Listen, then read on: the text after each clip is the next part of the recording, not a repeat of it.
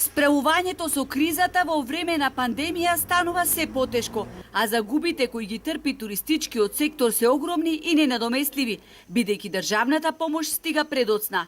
По петтиот пакет антикризни мерки наменет за најпогодените, кои стигна со повеќе месечно задоцнување, владата неодамна го усвои шестиот пакет економски мерки.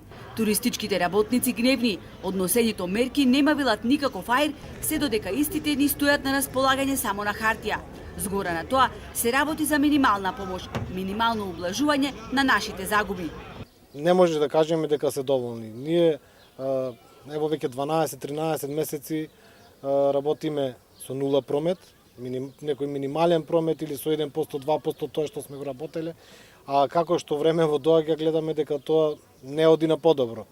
Туристичкиот сектор е прв на удар, а последен се враќа, бидејќи туризмот е една гранка која што тешко се oporavува од вакви работи, бидејќи не е фабрика да го уклучиш моторот да почне да работи.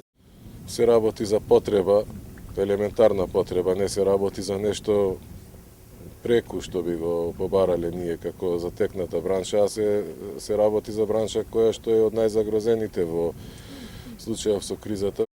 Заради тоа се акумулира потребата од помош, од државна помош, и секое задоцнение неизино на таквата помош, која што навистина е потребна ако дојде да дојде во правите моменти.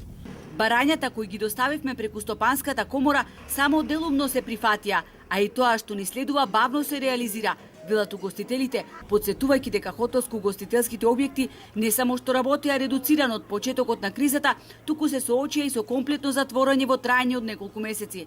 Без оглед каква сезона не очекува, без навремена помош од државата, туристичкиот сектор ќе згасне. Не е возможно. Така да и доколку каснат плюс мерките, тешко дека ќе можеме да истуркаме преку сезонава. Треба да помине долг период луѓето да создадат навики, но и сигурност за да почнат да патуваат.